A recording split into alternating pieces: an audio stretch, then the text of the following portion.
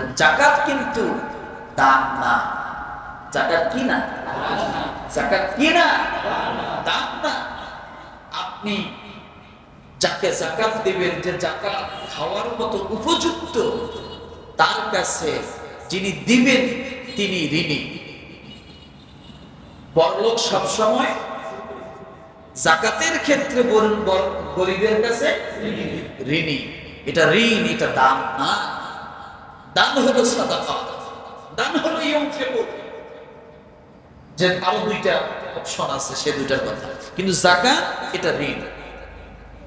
যখন আপনি যাকাত দেওয়ার সামর্থ্য হবেন, আপনি ঋণ হয়ে গেলেন তার কাছে, গরিবের কাছে।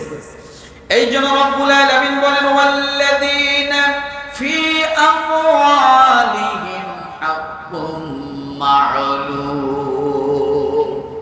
সূরা মাআরিজ আয়াত নাম্বার 24। কত? কোন সূরা? আল্লাহ বলেন এবং যাদের অর্থ সম্পদে নির্ধারিত হক রয়েছে, এটা হক, গরিবের হক রয়েছে বড়লোকের উপর, ধনাঢ্যের উপর, সম্পদশালীর উপর হক। কাদের হক? কোন ধরনের গরিবের হক? এবার আল্লাহ বলেন লিসসাইলি ওয়াল মাহরুম।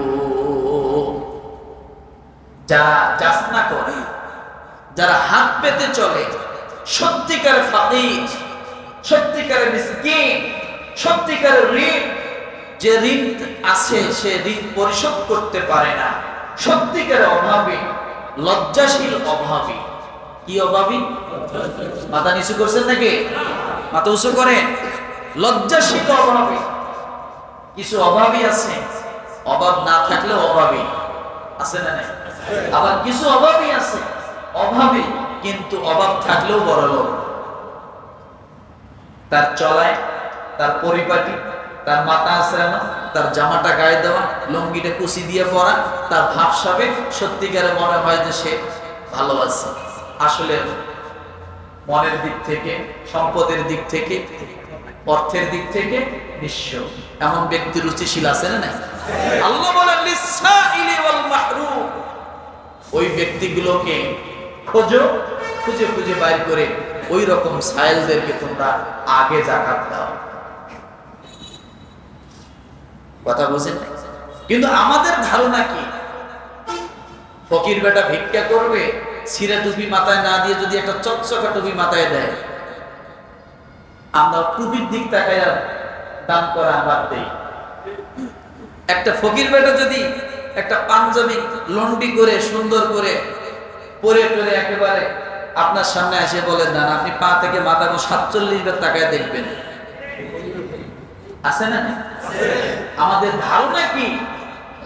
আবার আরেকটা জিনিস, প্যান্ট টাই স্যুট ক্যাপ ট্যাপ মাথায় দিয়ে কালো একটা সানগ্লাস পরে আপনার সামনে যদি এসে বলে আমাকে 10টা টাকা দেন, দিবেন? কি আছে? টাই আছে, স্যুটটা আছে, বুট জুতে হাইফাই আছে, মনে করেন জুতে সবকিছু ইংটিং করে একটা চশমা চোখের চোখে দিয়ে বারান্দাওয়ালা একটা টুপি মাথায় দিয়ে এসে বলতেছে ভাই আমার 10টা টাকা দেন, 5টা টাকা দিবেন? কখন দিবেন? টুপি থাকবে কিন্তু বারান্দা থাকবে না। শার্টের পরিবর্তে পাঞ্জাবি গায়ে দিতে হবে। ভালো ব্যাগ আছে তার অনেক, তাবাদ দিয়ে ছিঁড়ে একটা ব্যাগ যদি তার কাছে থাকে, তখন যদি চায় তখন আপনি দিবেন। আপনার নজরটাও কত খারাপ হয়েছে, হুজুর ছাড়া, মানে এরকম পাঞ্জাবি টুপি পরা ছাড়া আপনিও দান করতে চান না। কথা বলো না কেন? আছে না নাই? কেন এই নজরটা কেন? এই জন্য এরাও এখন কায়দা করে ভিক্ষা করা টুপি আলাদা বাইর করে নিছে। ভিক্ষা করা টুপি একটা, নামাজি টুপি একটা, ইফতারির সময় টুপি আর একটা মাথায় দিয়া, আজগবি টুপি। আছে রাগ হইতেছে আমার কথায়? টুপির কোয়ালিটি আছে। ভিক্ষার টুপি কোনোদিন চকচকা হয় না, ওটা ছিঁড়েই থাকা লাগে। যত তালিম তত কি ভিক্ষা ভালো পাওয়া যায়।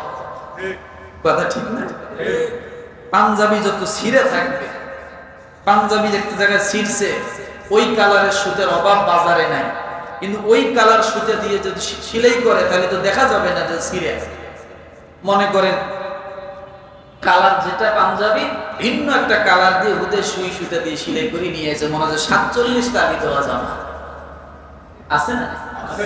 যাই হোক, কথা হলো এই সমস্ত মানুষগুলো ঋণী না, তারা আপনার কাছে প্রাপ্য হকদার।